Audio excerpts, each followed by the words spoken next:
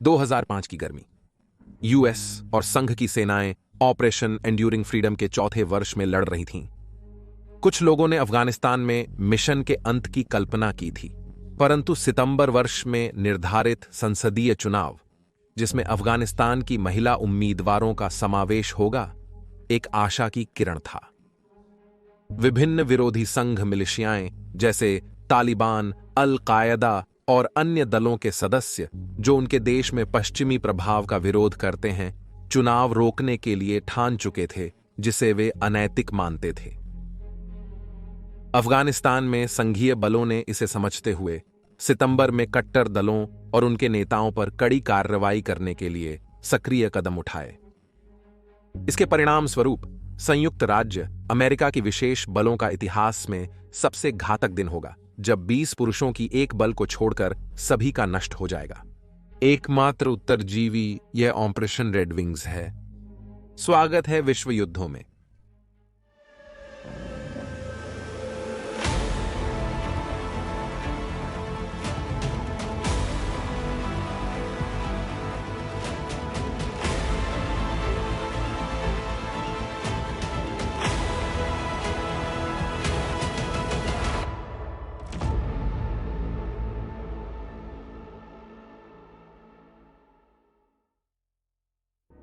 उद्देश्य। 2005 की गर्मी में संघ की सेनाओं ने अमीद शाह को लक्ष्य बनाया था। शाह नंगरहार प्रांत के कुड्स कुनार जिले से थे और 9/11 आतंकी हमलों के बाद अफगानिस्तान में पश्चिमी बलों के आगमन पर उन्होंने तालिबान और उनके अल कायदा समर्थकों को बाहर करने के लिए लड़ाई की। उन्होंने बाद के वर्षों में अमेरिका और संघ के बढ़ते हस्तक्षेप का विरोध किया और विदेशी इस्लामी कट्टरपंथी योद्धाओं को अफगानिस्तान में लाने में सहायता की। इसलिए उसे चित्र से बाहर निकालना महत्वपूर्ण था। 2005 की शुरुआत तक शाह ने माउंटेन टाइगर्स नामक कुनार प्रांत, पूर्वी अफगानिस्तान में पाकिस्तानी सीमा के साथ स्थित मिलिशिया समूह की कमान संभाल ली थी। तालिबान ने अफगानिस्तान के केंद्रीय और पश्चिमी हिस्सों को कब्जा किया। महाजूट बलों ने अब तक अधिकांशतः सुरक्षा सुनिश्चित की थी, जितनी कि उन क्षेत्रों में चुनाव निष्पक्ष होने के लिए आवश्यक थी। पाकिस्तान के सीमा के साथ जमीनें एक अन्य कहानी थीं, जहां तालिबान और अल कायदा के समर्थक दलों ने महाजूट मिलिशिया को शरण दी थी। शाह जैसे नेताओं के पास अपने सैनिकों को सीमा पार वापस जाने से पहले आराम और पुनः आपूर्ति के लिए या महाजूट के प्रमुख हमलों से बचने के लिए इन प्रांतों की सुरक्षा करना एक कठिन और निराशाजनक कार्य था। महाजूट के नेताओं की बचाव कृपा यह थी कि मिलिशिया समूहों में से कई खुद की सत्ता के लिए लड़ रहे थे, जिससे उनके खिलाफ समन्वित प्रयास असफल हुआ। शाह के माउंटेन टाइगर्स 2005 की गर्मी में कुनार प्रांत के 22 प्रमुख समूहों में से एक थे। प्रतिद्वंद्वी तालिबान समूह, आतंकवादी संबंधों वाले समूह और सीधे अपराधी दल जो अराजकता का लाभ उठाना चाहते थे, शामिल थे। शाह ने अपनी सुरक्षा के लिए मोहम्मद इस्माइल के नाम से काम करना शुरू कर दिया। उन्होंने विमानों और ड्रोनों के सुराग को टाला। फिर भी निर्णय लिया गया कि उनके द्वारा उपयोग की जाने वाली छिपने की जगहों की खोज के लिए विशेष बलों की टीमों को भेजें। Detroit red wings hockey team के नाम पर ऑपरेशन रेड विंग्स के नाम से प्रसिद्ध। योजना का निर्माण यूएस मरीन कॉर्प्स की 2 वी बटालियन 3 वीन मरीन्स ने किया था, जिसमें मुख्य भूमिका बटालियन ने निभाई थी। ऑपरेशंस अधिकारी major Thomas Wood. Red wings के 5 चरण होने थे। चरण 1 में विशेष बलों की एक टीम को शाह द्वारा संदेहित इमारतों की जांच करने के लिए तैनात करना आवश्यक है। एक बार शाह की पहचान हो जाने पर चरण 2 विशेष बलों के हेलीकॉप्टर द्वारा प्रत्यक्ष क्रिया टीम की शामिल होने से शुरू हो सकता था, जिसका लक्ष्य शाह को पकड़ना या जरूरत पड़ने पर उसे मारना था।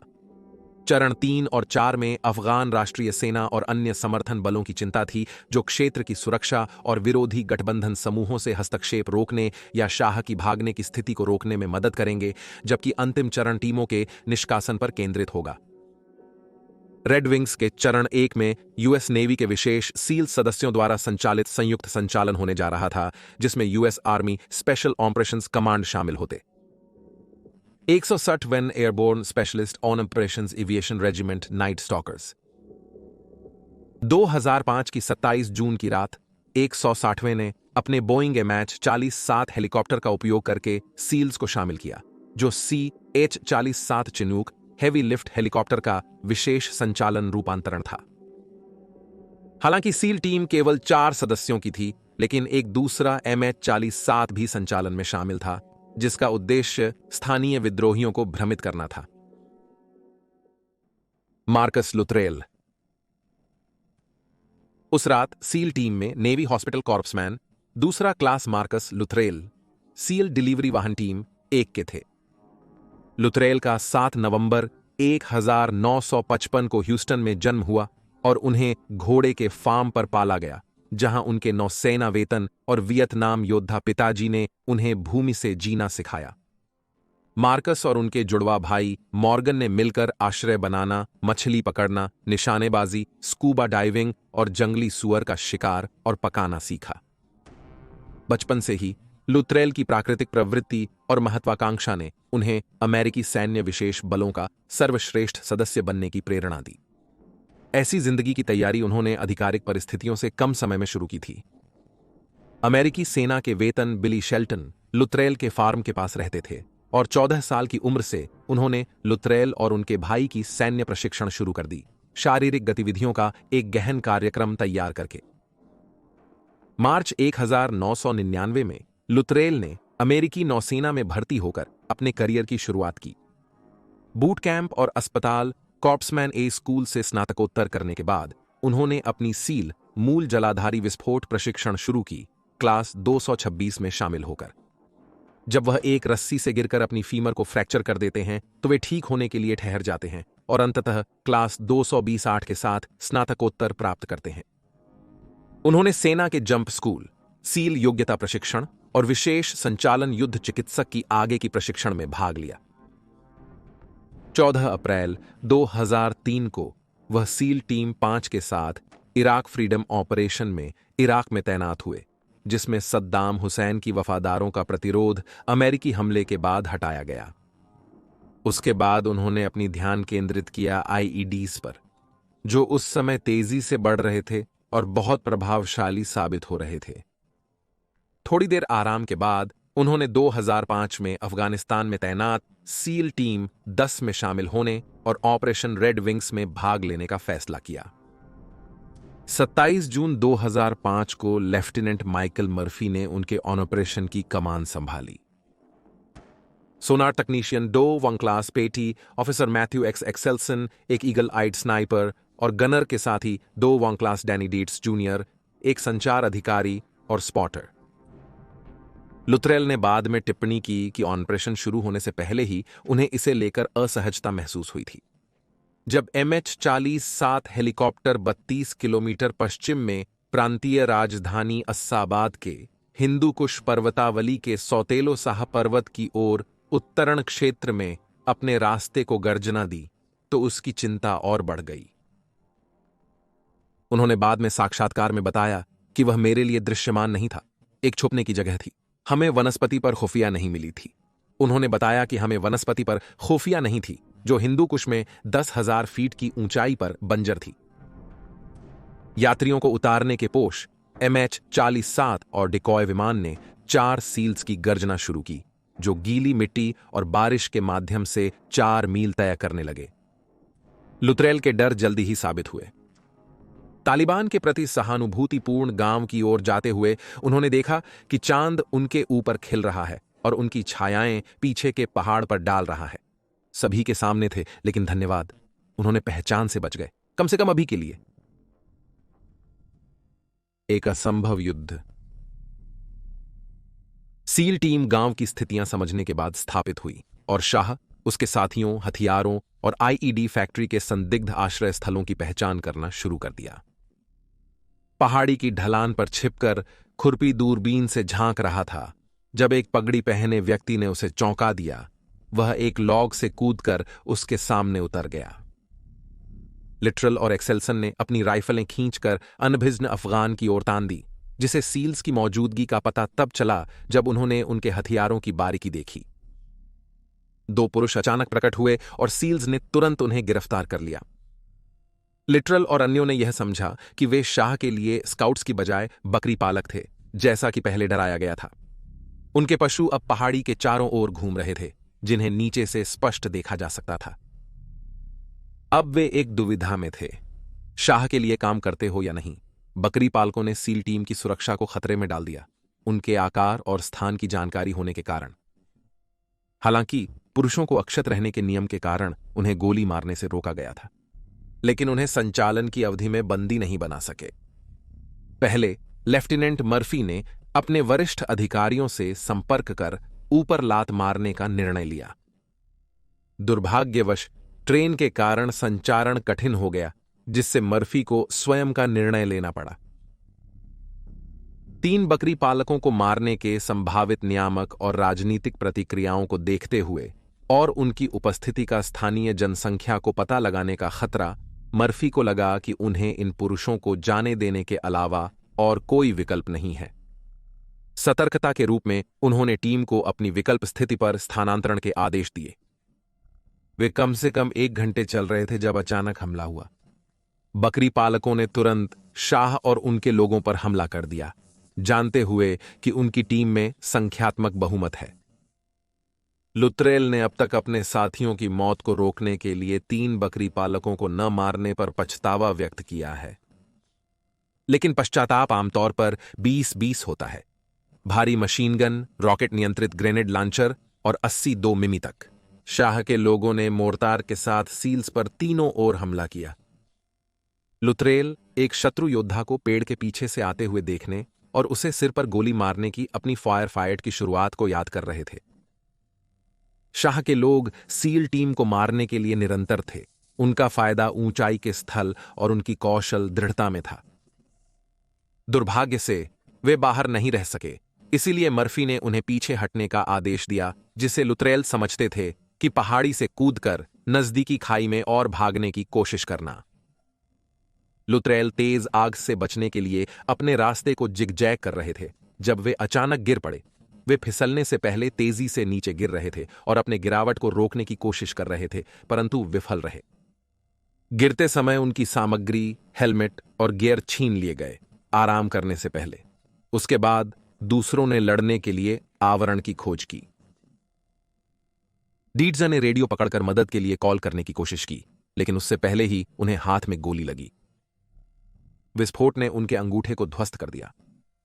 गंभीर चोटों के बावजूद मर्फी को समझ था कि उनकी आशा हेडक्वार्टर्स से संपर्क में थी, लेकिन यह उनके युद्ध क्षेत्र के कठिन भूगोल के कारण असंभव था। इसलिए बिना संकोच और अपनी जीवन की अनदेखी करते हुए वह खुले में निकल गए, ताकि वह अपने लोगों के लिए मदद मांगने के लिए बेहतर स्थिति प्राप्त कर सके।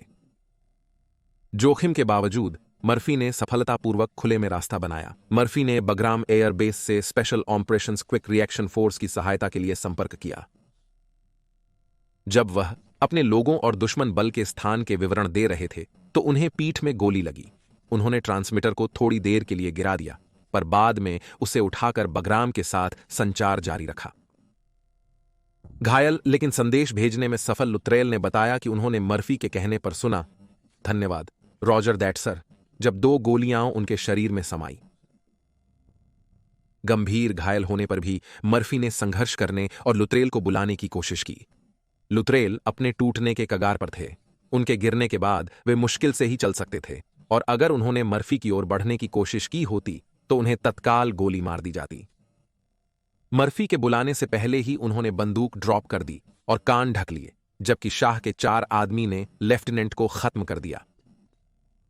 थोड़ी देर के बाद एक रॉकेट प्रेरित ग्रेनेड का विस्फोट हुआ, जिसने उसे और एक्सेलमैन को चोटी के पार फेंक दिया।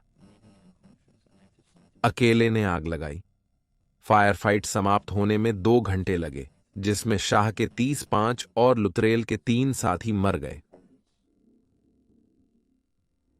अकेला उत्तरदायी। मर्फी के तत्पर प्रयासों के बाद प्रतिक्रिया बल को तुरंत सूचित किया गया और 2 MH-47S को, जिनके कॉल साइन 30 और 34 थे, स्थल पर तुरंत भेजा गया। टरबाइन 30-3 पर स्थल पर बुलाया गया। लेफ्टिनेंट कमांडर एरिक एस के नेतृत्व में 8 अन्य सील्स थे, क्रिस्टेंसन और सेना के नाइट स्टॉकर्स के 8 सदस्य। मर्फी की दुश्मन की आग की तीव्रता को देखते हुए दुश्मन तथा परिवहन विमान की सुरक्षा के लिए क्षेत्र में 2 AH-74 अपाची हेलीकॉप्टर गनशिप्स पुनः निर्देशित की गईं, जो सील टीम की पुनर्प्राप्ति की कोशिश कर रही थीं। दुर्भाग्य से अपाची चिनूक के पीछे रह गए और साथियों को संकट में देखकर विशेष बल ने आगे बढ़ने का निर्णय लिया। टरबाइन 30 दृश्य के नजदीक पहुंचने पर आपदा आ गई। शाह के एक आदमी ने नीचे आते हुए हवाई जहाज को देखा और उसे अपने रॉकेट प्रेरित ग्रेनेड लॉन्चर के लक्ष्य बना दिया। ग्रेनेड हवाई जहाज के पिछले खुले रैंप से उड़कर कार्गो क्षेत्र में विस्फोट हुआ। यह एक मृत्युजनक घाव था। हवाई जहाज आसमान से गिरने और पहाड़ी से टकराने से बोर्ड पर मौजूद 16 लोगों की मौत हो गई। लुथराल की टीम के 3 मृतकों के साथ 2005-28 जून को USS विशेष बल समुदाय का सबसे काला दिन माना गया। बागराम में वरिष्ठ अधिकारियों ने माना कि उन्हें 20 लोग खो दिए थे। हालांकि लुथराल, जो दोनों पैरों में गंभीर रूप से घायल हो गए थे, अद्भुत रूप से जीवित थे। होश में आने पर वह रात भर मिट्टी में रेंगते रहे, बोलने में अक्षम, और उनकी गला टुकड़े टुकड़े हो गया। फिर उसे अस्पताल ले जाया गया, जहां उसे अस्पताल में ले जाया गया जो मिट्टी से भरा हुआ था। वह 4 घंटे रेंगता, फिसलता, चढ़ता, गिरता और वनस्पतियों से नमी चूसने की व्यर्थ कोशिश करता रहा, जब तक वह एक झरना नहीं पाता। उसने हताशा भरे घूंट लेने के बाद देखा कि एक समूह अफगान उसका सामना कर रहे हैं। चिंताजनक रूप से उसने अपनी राइफल उठाई और आग खोलने की कगार पर था जब वह रोका, क्योंकि एक ने इशारा किया कि वे शांत थे और उसका शत्रु नहीं थे। उस समय उसे यह ध्यान नहीं था कि वे पश्तून थे। पश्तून प्राचीनतम जीवित जनजाति हैं, जिन्होंने इसे ग्रहण करने, सहयोग और सुरक्षा का निर्णय लिया। 3 दिनों में पश्तूनों ने उसकी देखभाल की, खाना पानी दिया और घावों की देखभाल की। एंटी कोलिशन मिलिशिया ने पश्तूनों से अमेरिकी की तलाश में संपर्क किया, लेकिन जनजातियों ने उसे सौंपने से इनकार कर दिया। लुथरल ने एक नोट लिखा जिसे एक पश्तून ने US मरीन आउटपोस्ट तक पहुंचाया। उसमें उनकी जीवित होने और वहां मौजूद होने की जानकारी थी। इस बार US बलों ने कोई जोखिम नहीं लिया। एक बड़े बचाव प्रयास में युद्ध विमान और ड्रोन्स ने मार काट की जाने वाली स्थलों पर हमले किए, ताकि वे बचाव दल से दूर रहें, जिसने 2 जुलाई को लुथरल को बरामद किया, जो सबसे अंधकारमय दिन का एकमात्र उत्तरजीवी था।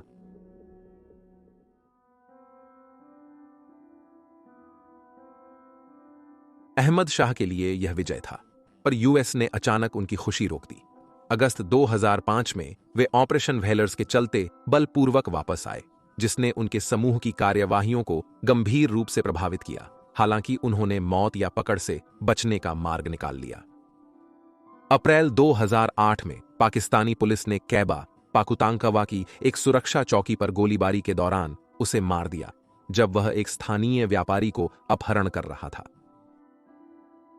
मार्कस लुथराल को युद्ध में साहस दिखाने पर नेवी क्रॉस मिला, जिसके बाद मरने पर नेवी क्रॉसर्स को मार दिया गया। नेवी पेटी अधिकारी मैथ्यू एक्स एक्सेल्सन और गनर के mate second class Danny Dietz junior मिले। अपने साथियों की मदद के लिए शौर्यपूर्ण प्रयास के कारण मरने के बाद लेफ्टिनेंट माइकल मर्फी को मेडल ऑफ ऑनर से सम्मानित किया गया। और 7 मई 2011 को US नेवी ने अपने 67वें Arleigh Burke class destroyer USS Michael Murphy DDG 112 का नामकरण किया। यह वर्ल्ड की युद्धों का था और वह ऑपरेशन रेड विंग का संक्षिप्त अवलोकन था। देखने के लिए धन्यवाद।